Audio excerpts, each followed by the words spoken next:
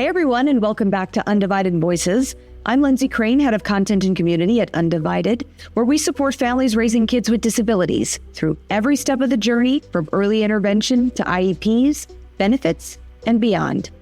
Today's conversation is all about a topic that can feel confusing and at times overwhelming: alternate curriculum. What does it actually mean for our kids? What are they learning and who is it for? And how can parents make sure it supports, not limits, their child's learning and future? To help us unpack it all, I'm joined by Dr. Caitlin Solone, an education advocate, teacher-educator, and faculty member at UCLA. Dr. Solone brings deep experience in inclusive education and helps families and educators reimagine what's possible when it comes to meaningful learning for students with disabilities. Together, we'll explore the key questions parents should be asking about alternate curriculum and how to make sure your child's IEP stays focused on growth, inclusion, and long-term goals. So with that, let's dive in.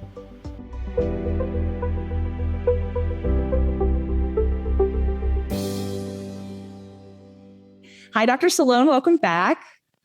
Hello. So good to be back. Good to be on here with everybody. So we're talking about alternate curriculum, and it can mean different things to different people. So Dr. Solone, how do you define it, just to ensure that we're all on the same page today? Yeah, great question. It does. It means different things to different people. Some people have no idea what it means. Some people talk about it in a way that isn't always what it actually means. And I can definitely fall into that. In the past, I definitely used to do this because I didn't fully understand what the differences are. So it's really important to understand what those differences are, and also to recognize that your child's IEP team, their educators, may not always have the right language to be talking about what it is they mean when they're talking about certain forms of curriculum. So to back it up a little bit, I want to just kind of set the stage so that we can understand what we're talking about here. All kids have access to the gen ed curriculum. They're required to by law. In IDEA, all children, no matter how significant their support needs or disability, have access to the general education curriculum. To measure student performance in the general education curriculum, the states have developed state testing, right? And we test at certain grade levels. And for students who are traditional students, they're taking the regular state test that measures general education content standards, evaluative standards, right? And then, so they're taught curriculum that's aligned to the general education curriculum and content and those evaluation, those assessment standards. Children who have more significant support needs still have to, by law, be educated using curriculum that's aligned with the gen ed curriculum. So whatever grade level, chronologically appropriate grade level curriculum for that student. So say a student's 8 years old, maybe they're in an SDC class, they should still be exposed to the third grade level general education curriculum, right? It can be modified to meet their needs. But when it comes to testing, kids with more significant support needs, more significant cognitive disabilities, oftentimes take the alternate assessment, which has alternate achievement standards. The alternate achievement standards are still aligned with the gen ed curriculum. Out of a need for a curriculum for students, right? Students who are taking that alternate assessment can either receive a modified curriculum to the gen ed curriculum. So it's modified to be at their level, but it's still aligned with the base gen ed curriculum like the law says. Then alternate curriculum is something that is a curriculum that is designed for students with the most significant disabilities, that is also aligned with the alternate achievement standards, but oftentimes has a different book, comes out of a box, doesn't always have content in social studies, science, doesn't expose kids to all of the different content standards. Sometimes people talk about alternate curriculum and mean modified curriculum. And I fall into that category by my past self, right? Sure. So you want to be mindful of that. There's a lot of controversy around alternate curriculum because sometimes what happens in classrooms is that students then get this out of the box curriculum. Maybe it's just a reading program, maybe it's just a math program, but then they're denied access to the gen ed content standards that are aligned with the grade level curriculum in other areas. Does that make sense? Yes, but do you use modified curriculum and alternate curriculum interchangeably? So past me did, Right. Yeah.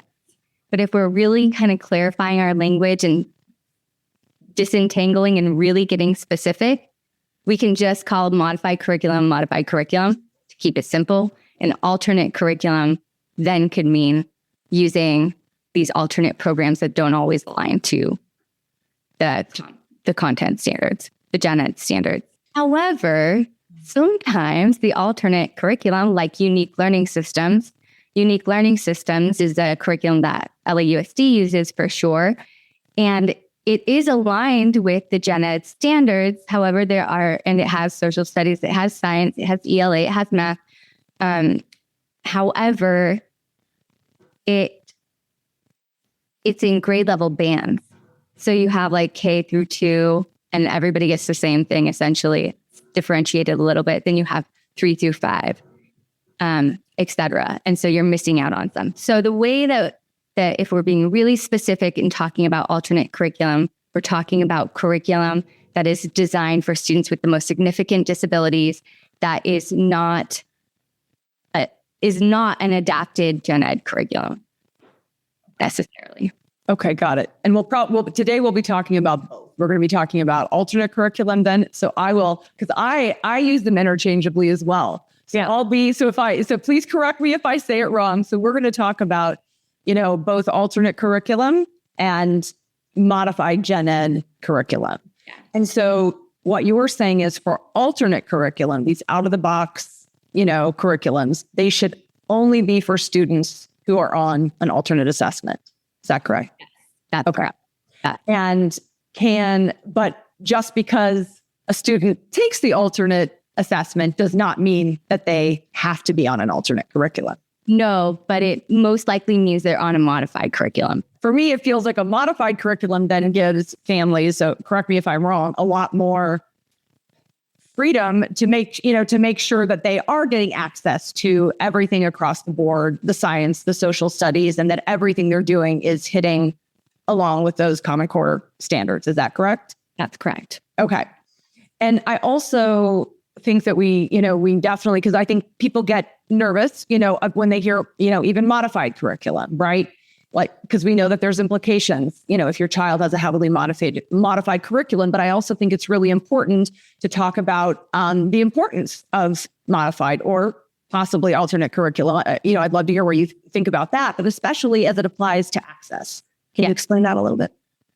So if students are performing far below grade level, and we've tried implementing different accessibility features, text to speech, speech to text, different things like that, and they're still far below grade level, then it might be more appropriate to give a student modifications for curriculum so that they can be working at their developmental level on curriculum that is aligned with the gen ed curriculum. They might be in, the same lesson that their peers are doing, but their achievement standards, the way we're measuring their progress as educators is not the same way we're measuring their, say, general education peers' progress. They have different achievement standards that they're working towards, but within the context of the same subject matter.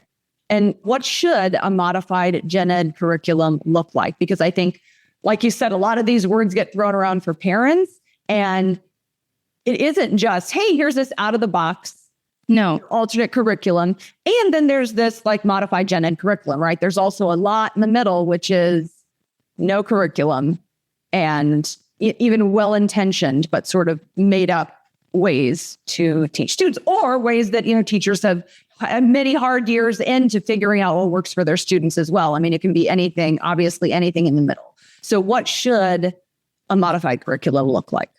In an ideal world, the modified curriculum would be curriculum that's designed to provide students with disabilities with more significant support needs access to the general education standards and curriculum, right? And all the whole continuum of standards. So, but at their level, at their developmental level. So ultimately, they would be, ideally in an inclusive classroom, but it doesn't have to be.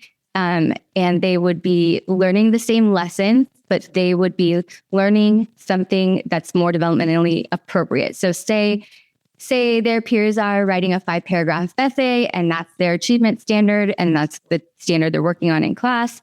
Maybe another student might be writing a 1-paragraph essay if that's more developmentally appropriate.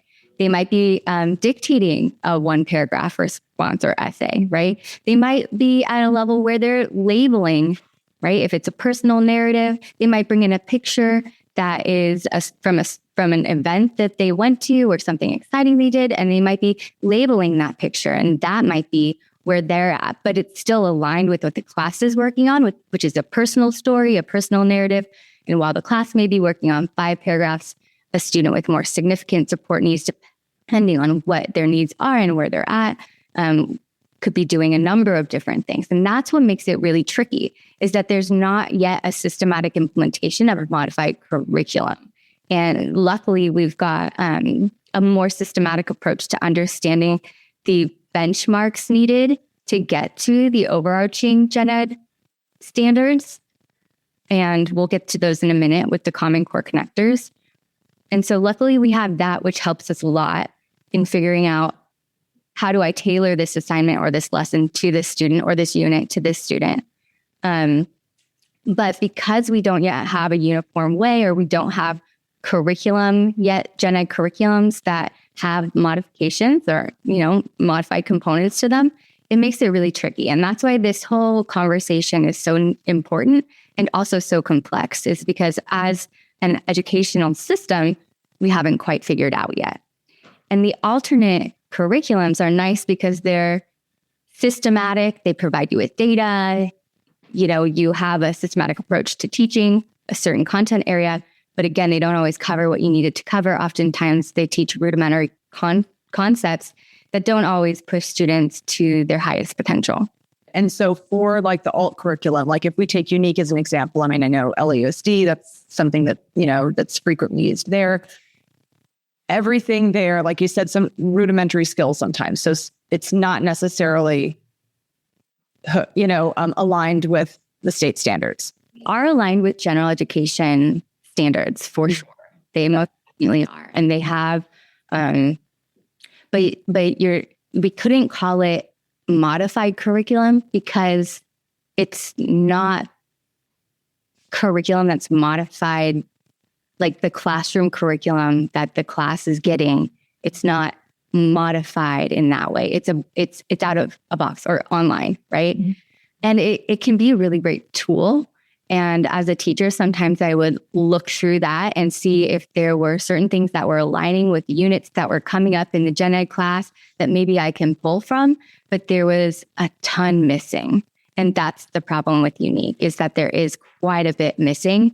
And so you can't easily then adapt that necessarily to a gen ed classroom or the curriculum being taught in those classrooms.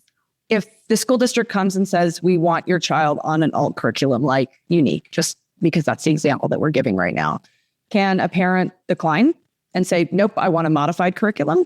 Yeah. Okay. Mm-hmm. Absolutely. Right. Yeah. Okay.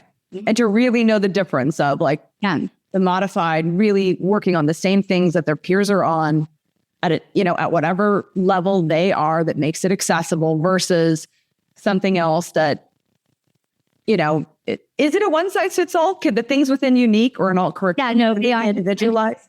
They're differentiated within Unique. Okay. There's 3 levels. I think it's 3 levels per grade level band. Right. Mm-hmm.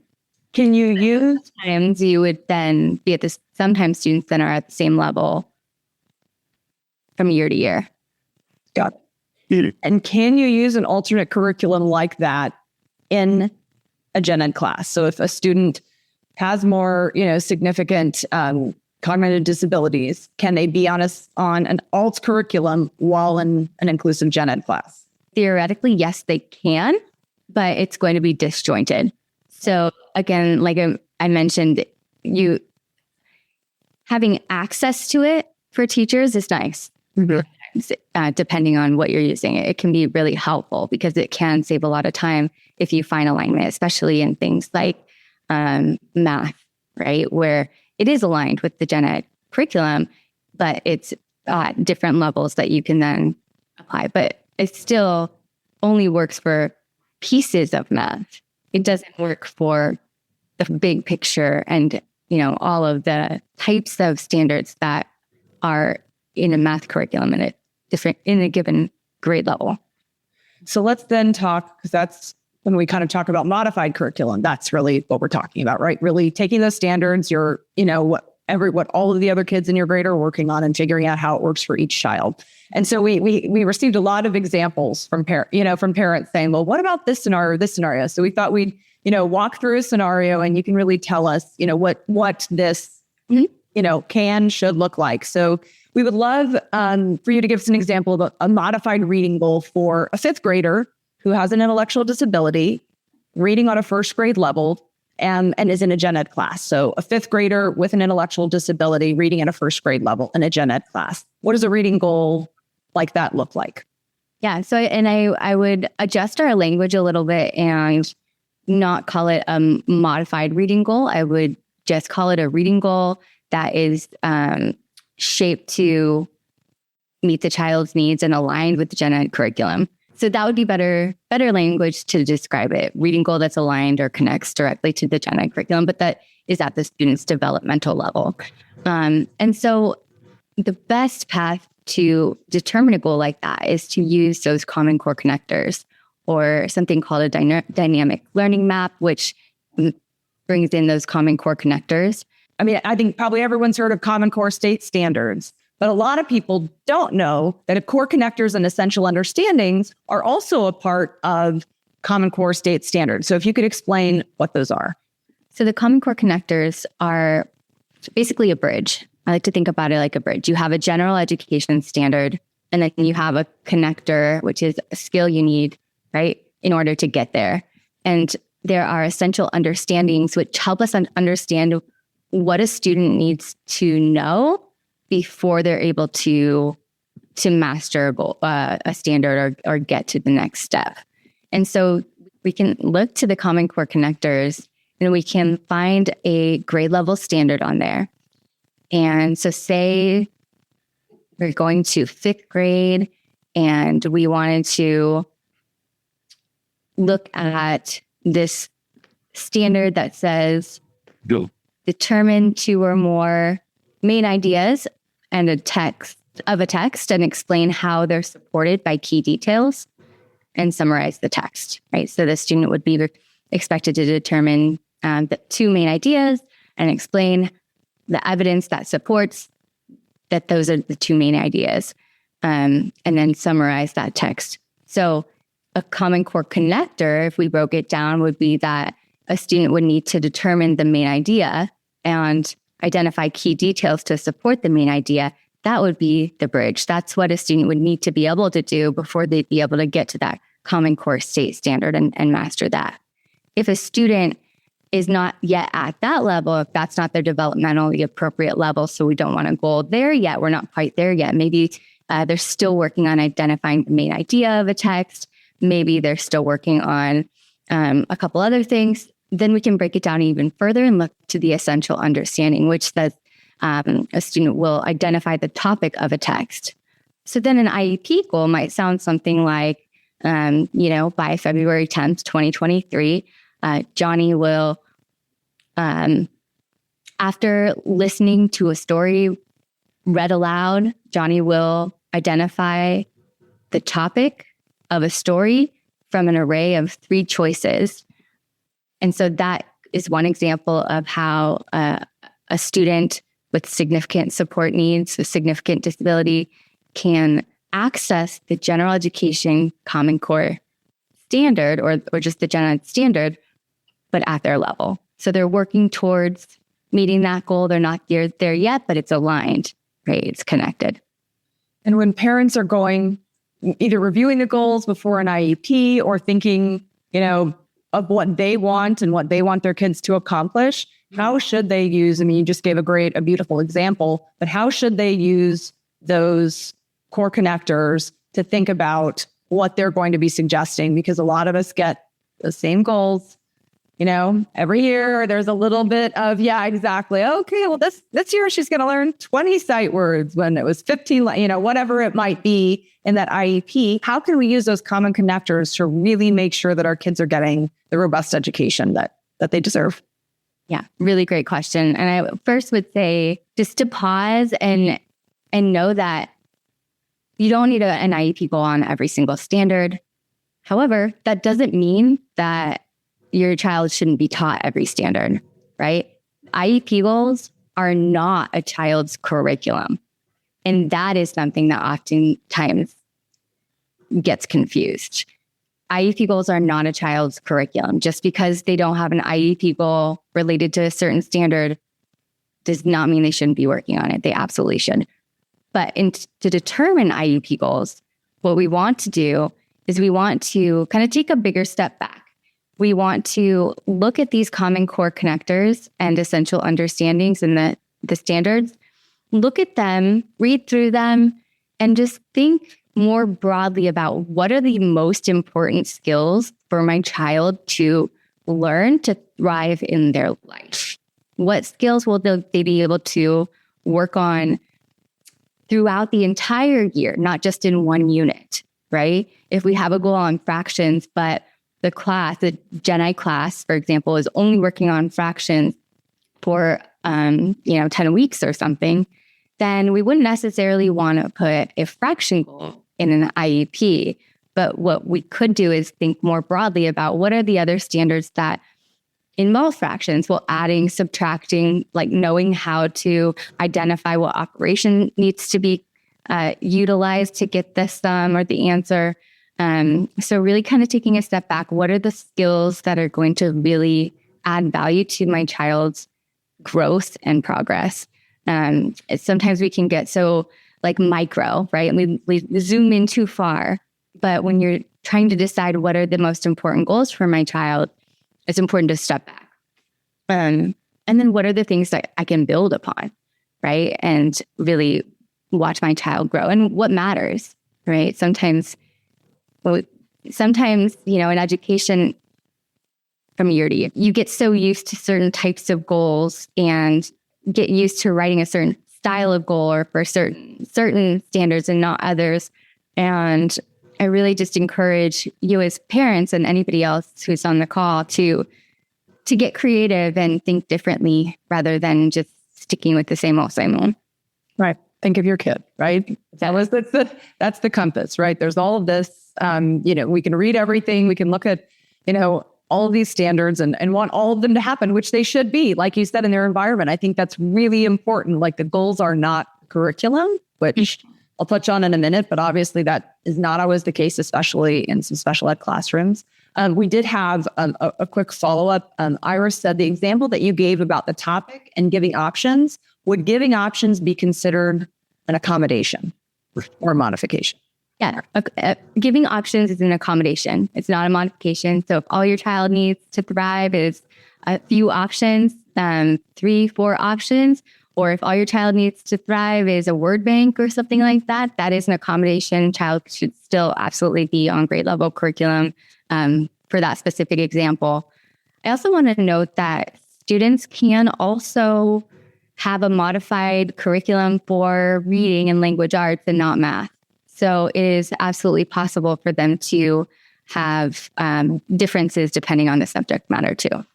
How is that student included on a daily basis with books that might be beyond her current skill level as written?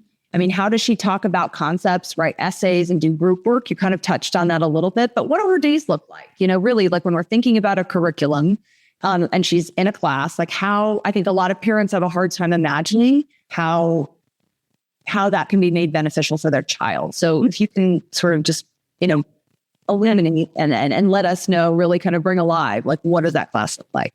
Yeah. I mean, when I'm thinking about topics can be scaffolded too, right? So if I think about it like an inverted triangle and you have kind of really broad topic And then you get down and narrow it down into more specific topics.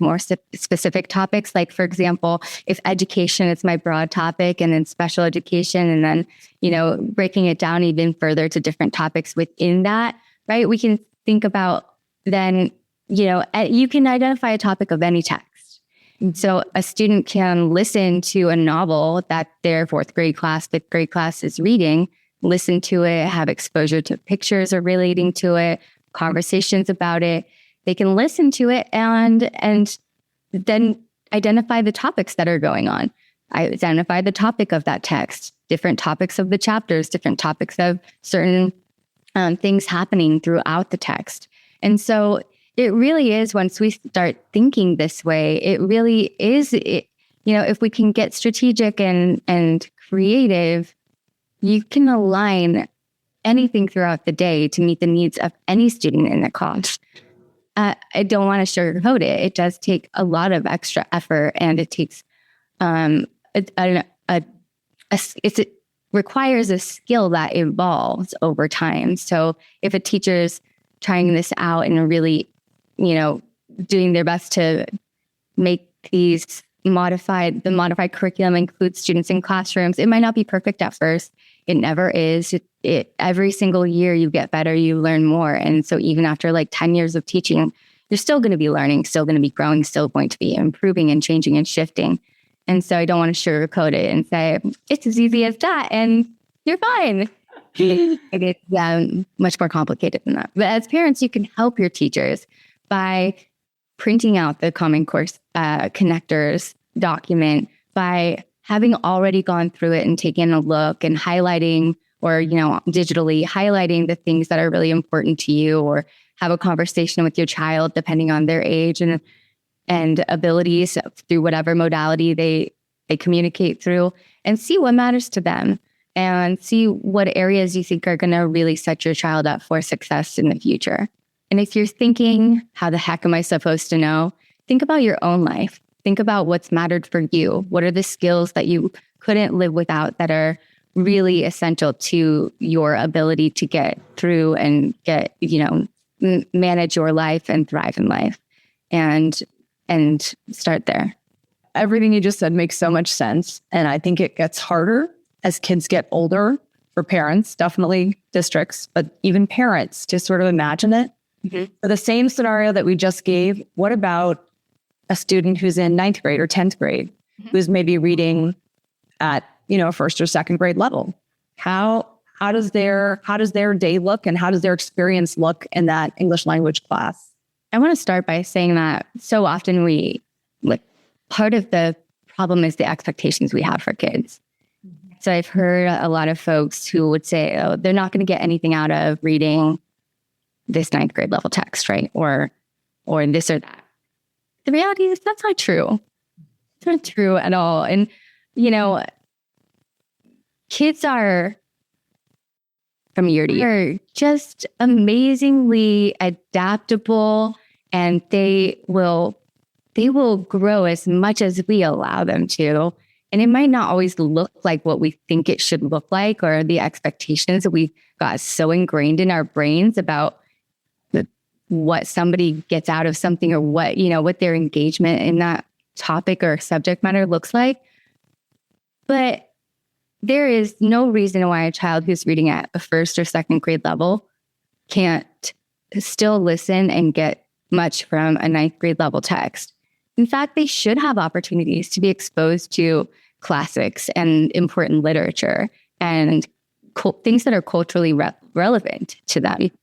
And not that all of the classics are at all culturally relevant to my children, but you get my drift. But what it can look like is, we're doing a novel study, say they're reading one of the classics, Shakespeare, something like that. Shakespeare is tricky, but maybe let's just not use Shakespeare as an example. And I think more and more classrooms are getting away from that. I can barely understand Shakespeare. Yeah, I remember reading footnotes in middle school. Footnotes, yeah. Which is a really great way for kids to also access. So you might listen to it read aloud, the Shakespeare version. Then you might have an adult or have a digital version that they can read aloud of the Cliff Notes. And that is wonderful. They're getting access and exposure to the content.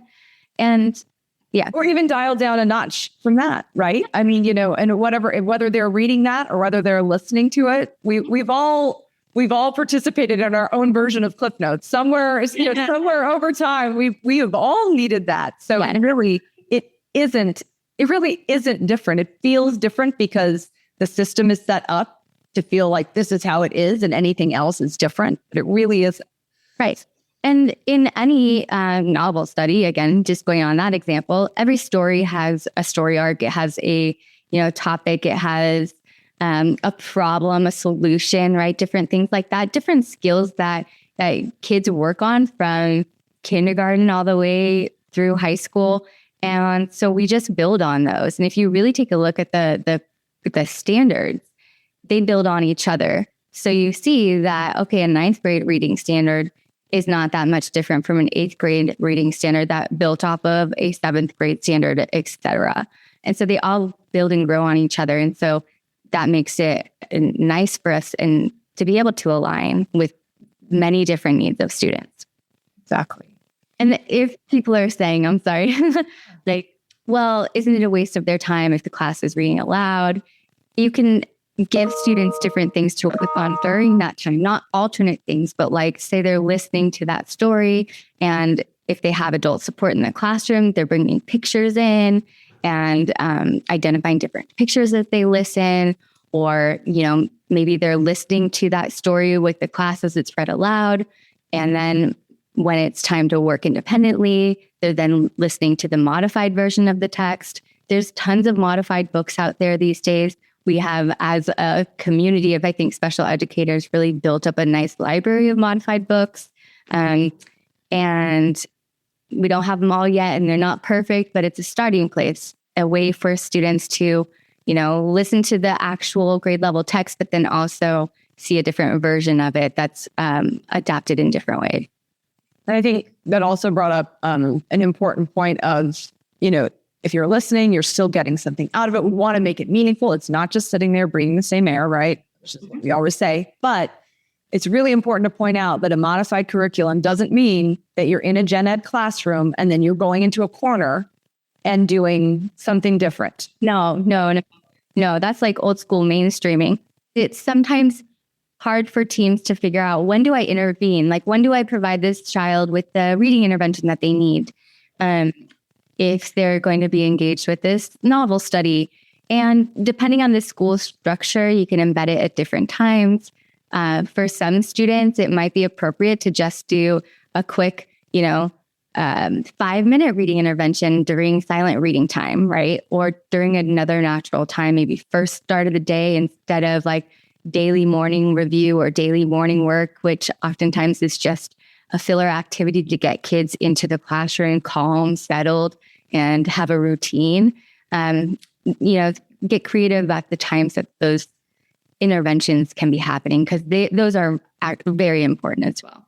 The reality is, well, first off, that many SPED classrooms, like we said, they have no curriculum, right? They're either skills-based or they're goal-oriented, but they're without a curriculum.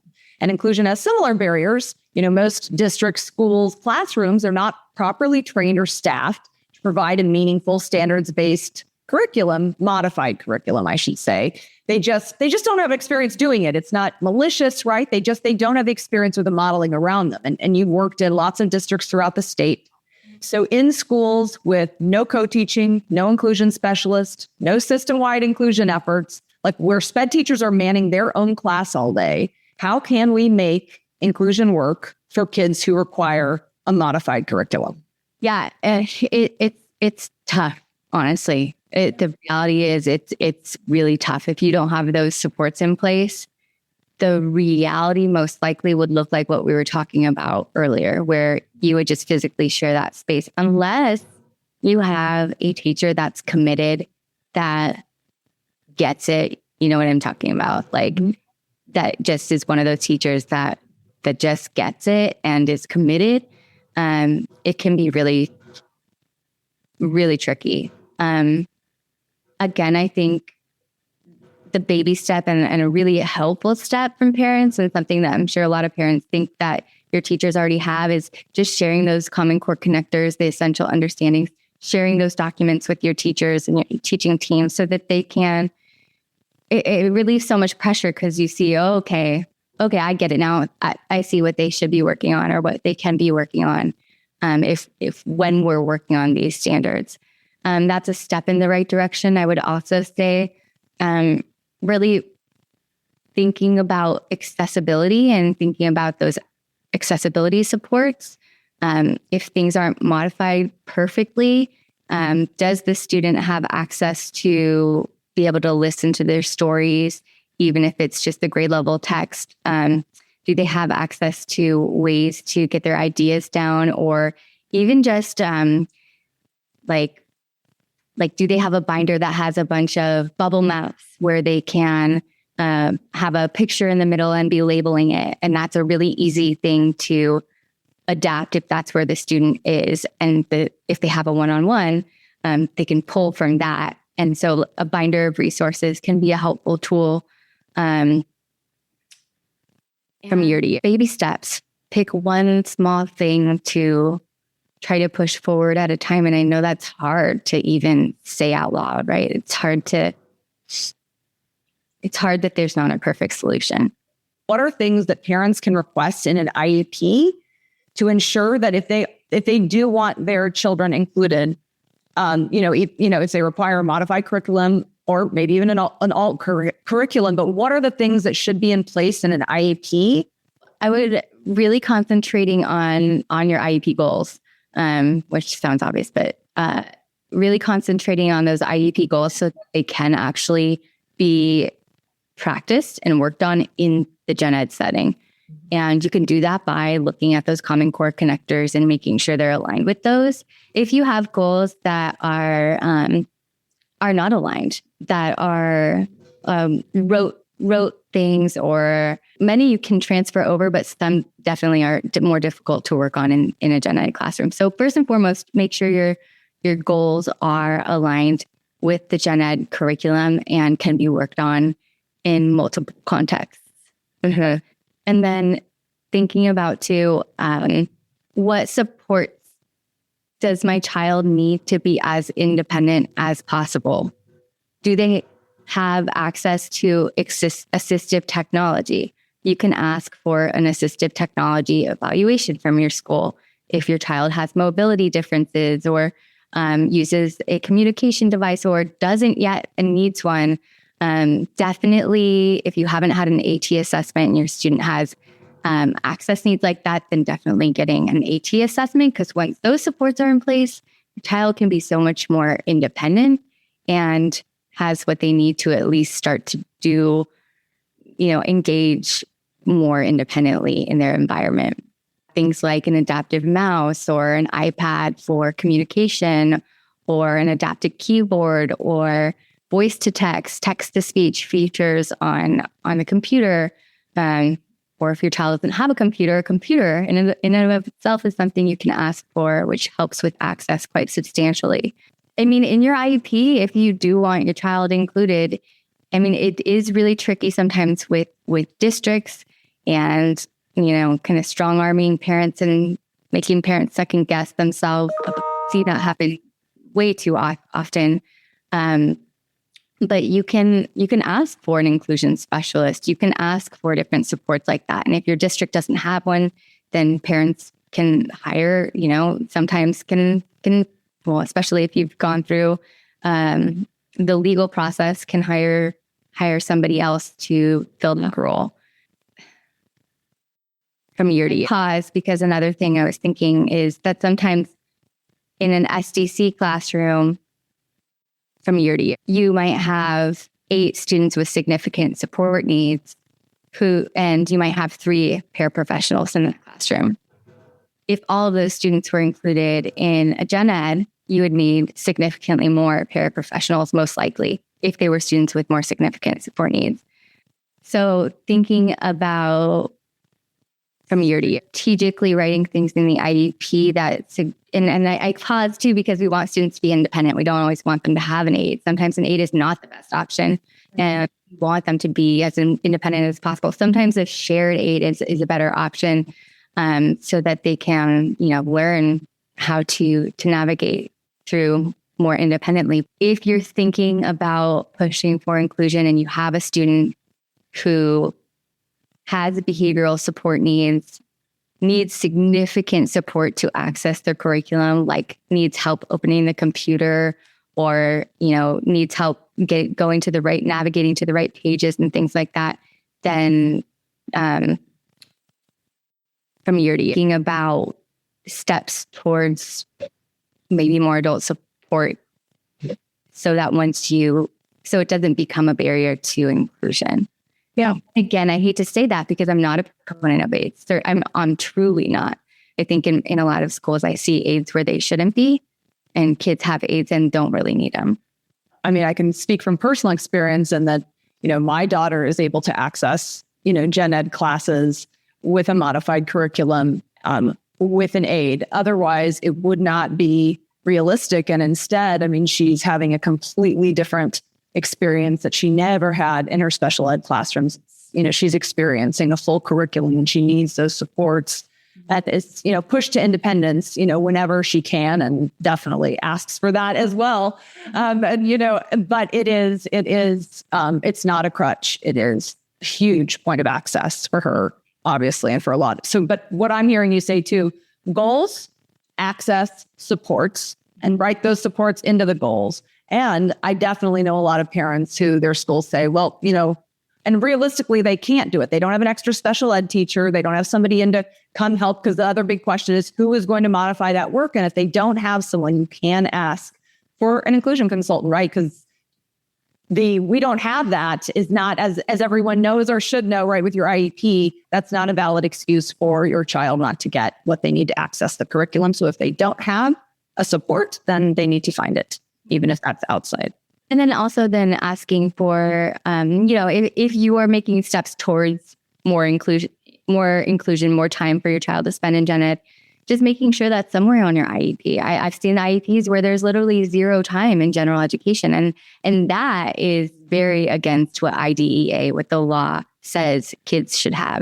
The law says kids need to be included and learning with their non-disabled peers to the greatest extent possible, and have access to the general education curriculum. And that includes activities, etc.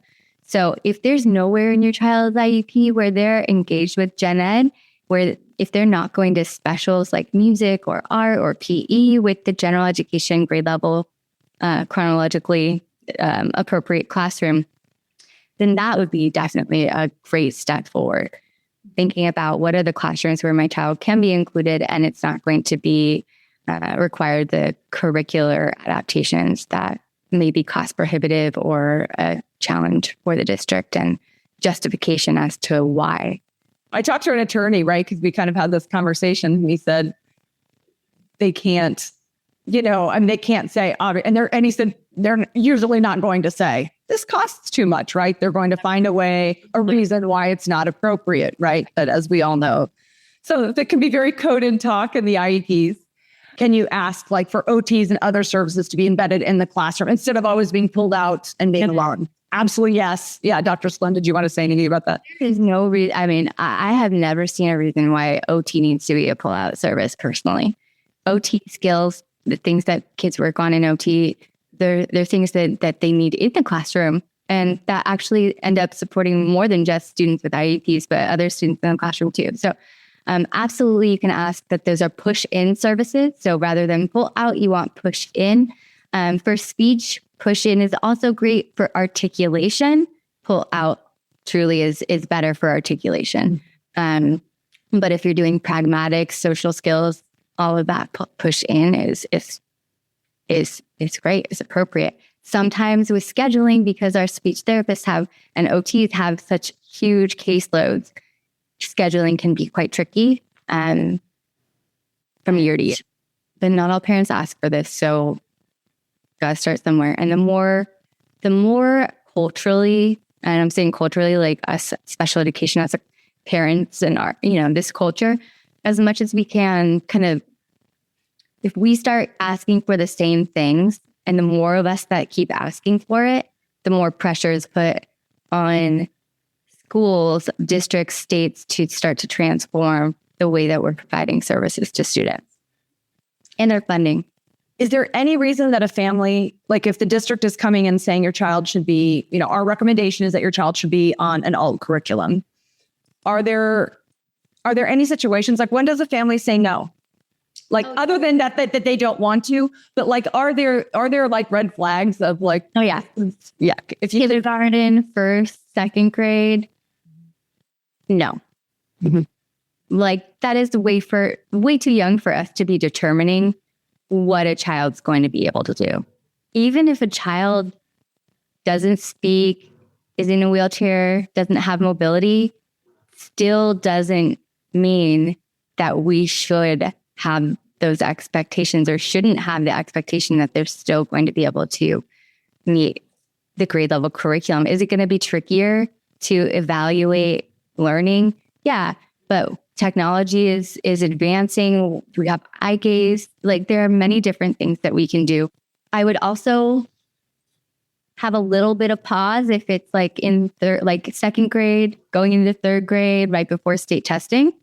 And I would question whether a district or a school is trying to get them on an alternate assessment right before the state testing. So I would ask, would you feel the same way if we opted out of testing?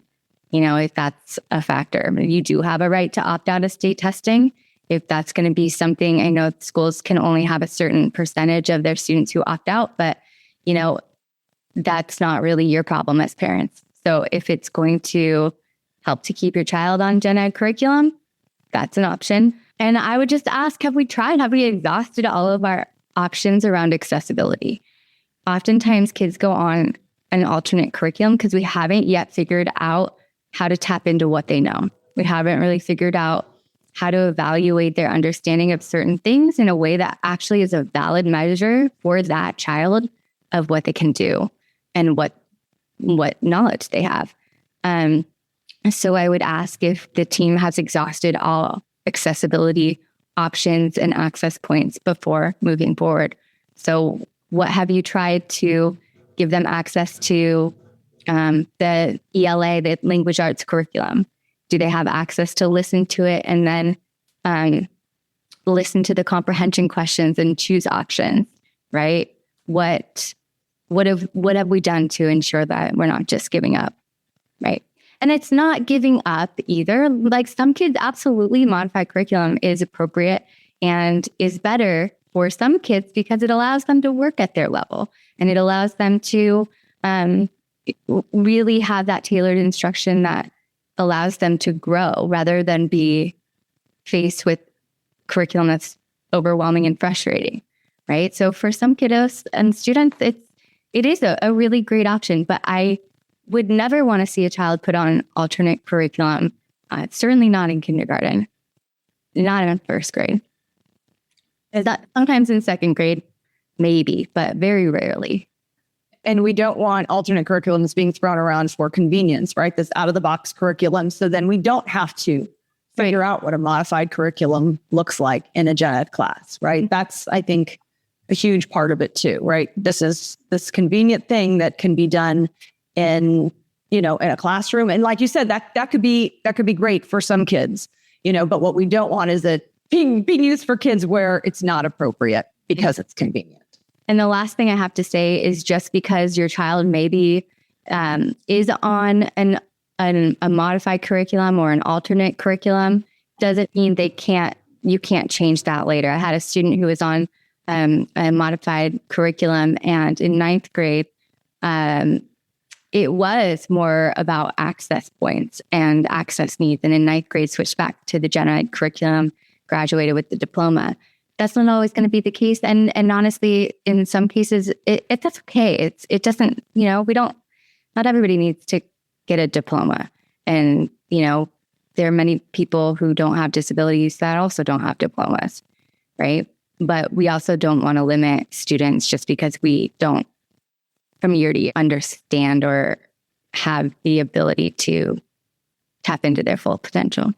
again, on a personal note, modified curriculum has really been a major access point for my daughter.